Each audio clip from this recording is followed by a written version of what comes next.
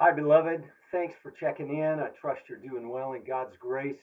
This last Lord's Day, we were in Genesis 22 looking at the event and the situation with God commanding Abraham to offer up Isaac. And we're told at the beginning of the chapter, as we have seen, that this was a test from God.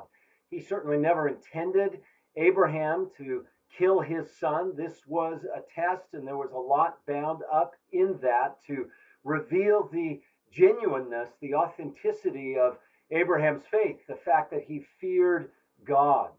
And we saw the whole focus of what is taking place there is God revealing that he is the God who provides.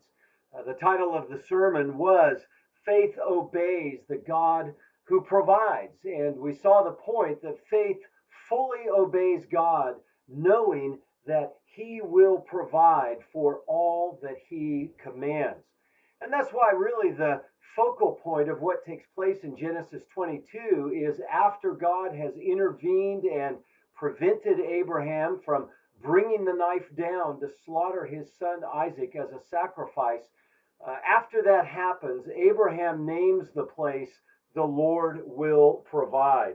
And then we're told in verse 14 of Genesis chapter 22 that it came to be known on the mount of the Lord it shall be provided. On the mount of the Lord it shall be provided. In other words, there was a proverb that developed from this incident that continued to echo throughout the lives of God's people, to be reminded that when you follow the Lord in obedience and faith, the obedience of faith, God will provide. On the mount of the Lord, it will be provided. It will be seen. Another way of understanding that is that God will see to it.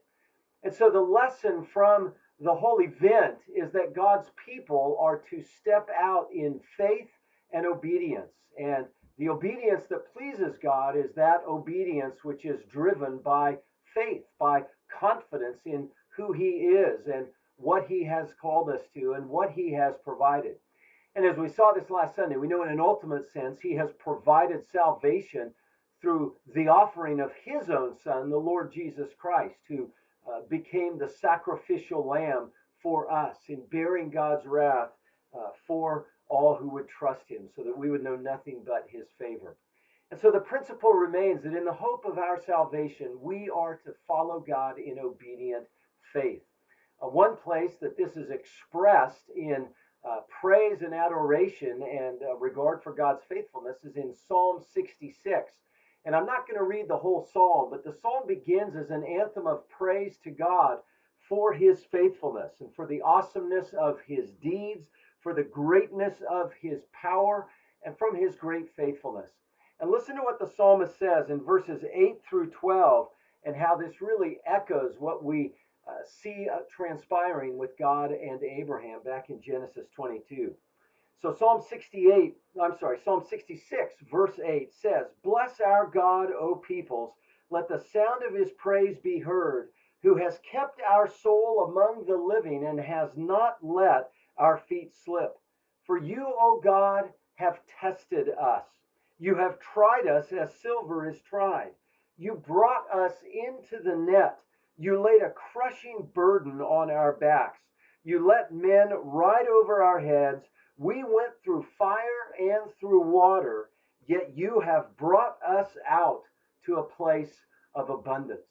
And the psalmist is reflecting upon God's past dealings with His people. Most likely, he's talking about the bondage that Israel experienced in Egypt and the crushing burden that that was, and yet how God led His people out and ultimately to a place of abundance. And as they were called to trust Him and to walk by faith, even when the way was dark, but yet to trust Him and to know that He would ultimately bring them to a place of abundance, that's what He calls us to as well. To continually obey Him through faith, knowing that He will see to it, knowing that He will provide, knowing that in His own way and in His own time, He will bring us to a place of abundance. Pastor and theologian Dale Ralph Davis has summarized this entire lesson this way, and he says the lesson of Genesis 22, and again what we see echoed there in Psalm 66, is this: when God is not clear, go on walking in the darkness by faith and obedience until he brings the light. So I don't know what all your circumstances are. I know what they are for myself and for my wife and for my family. But whatever our circumstances are, that's what God calls us to do, to walk by faith. And when he is not clear, to keep on walking in the darkness by faith and obedience until he brings the light.